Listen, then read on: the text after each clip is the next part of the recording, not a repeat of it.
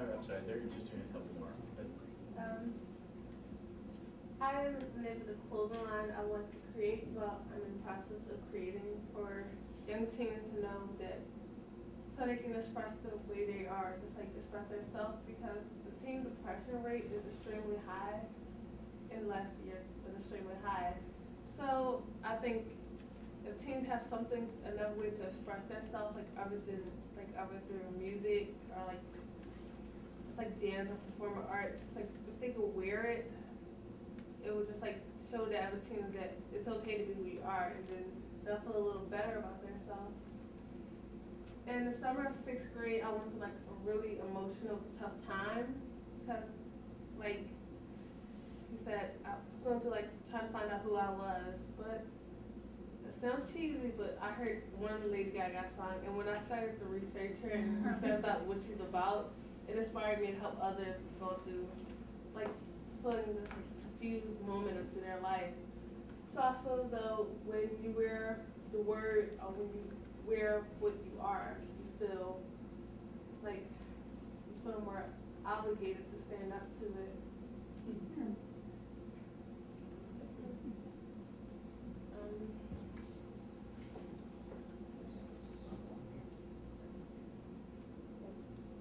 So this is, it didn't come out very well, but this is my first I am original, because today most teens, they always try to be what they see on TV or what they see in the magazines or what they think people want them to be. But the pretty much idea of I am is to be who you was born to be, like who you are and just no one else. So I decided to use I am original, just like to show people that I'm here and I'm not going anywhere. That one. Yeah. And this is one of my favorite quotes. It's like of all time. There's nothing wrong with you, but there's a lot wrong with the world you live in. It pretty much inspired me, like, because 7th grade, also in 7th grade, I've seen like a lot of people hurt from what people tell them and like how people look upon them, that they are wrong. So I didn't really have the message out there that's telling me who I am is right and it doesn't matter like who you are, but instead I have people telling me, oh, who you are is wrong, you should do this or you should do that, or you should change your hair this way.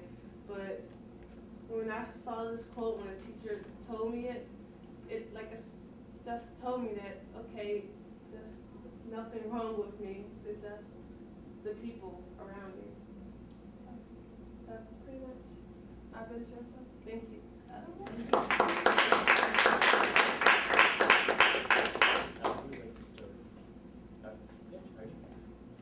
Mecca, I like that you are talking in a very natural tone, as if we were just sitting in your living room. So thumbs up to you on that.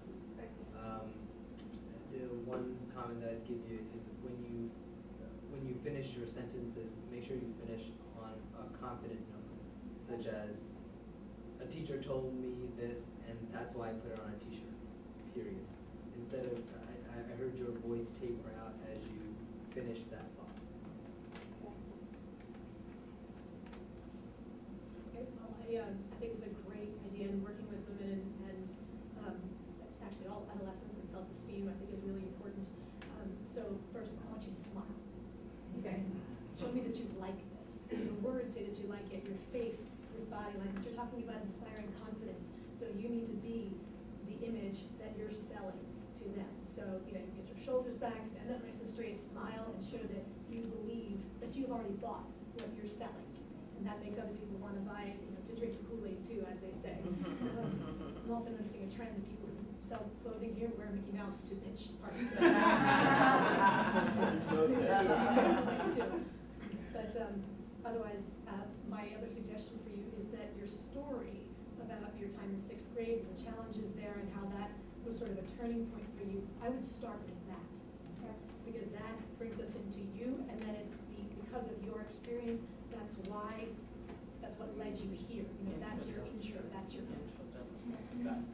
Yeah, I think just to build on that, the story is great, and And same thing, you know, like with all these pitches, and something that if you go on, and I'm sure you'll be pitched for venture capital someday, like even though the steps can start small, how to get there, part of the pitches is really tapping into that, like that big idea. So in your case, there's something that's really powerful about like the emotions that you're dealing with, and you know what kids, you know, that you see or other customers around you are experiencing.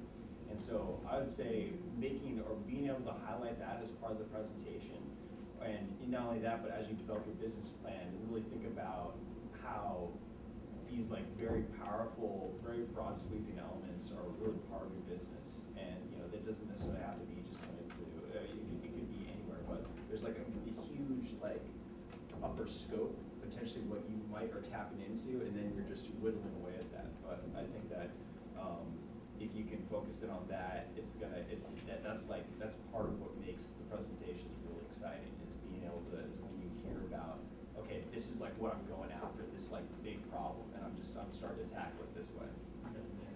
Thank you. Yeah, I mean, I really love that it's so personal to you. And while I get that from your presentation, I would like to hear a little bit more about the market that you're trying to hit, and hear more about the customer. All right, so while they're tallying, thank you. Let's give everyone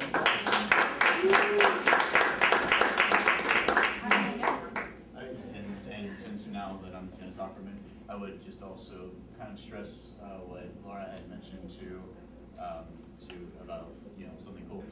Again, like you're doing things, you know, even if you have to advance the slides, you can still stand here and do the same kind of thing pointed out. Just, you know, logistics. Yes.